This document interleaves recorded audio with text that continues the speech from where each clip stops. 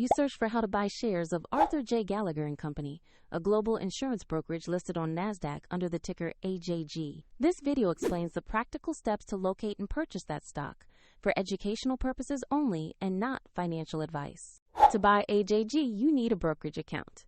We will use eToro as an example to demonstrate the process. After signing up, you must verify your account, which typically requires a photo ID, and you will need to add funds before making any purchase. Open the platform search box and type the ticker AJG to find Arthur J. Gallagher Co. Select the listing that matches the NASDAQ ticker to ensure you have the correct stock.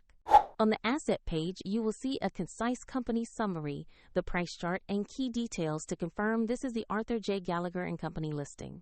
Double-check the NASDAQ symbol, AJG, and the company name before proceeding. Click the Buy or Invest button, enter the amount you want to allocate, then carefully review the order details before confirming. If the market is closed, your order may be queued or executed when the market opens, and the platform will prompt you to add funds if your balance is insufficient. After the trade is executed, your new position will appear in your portfolio where you can monitor it. A link to the example platform is in the description if you want to explore the steps shown.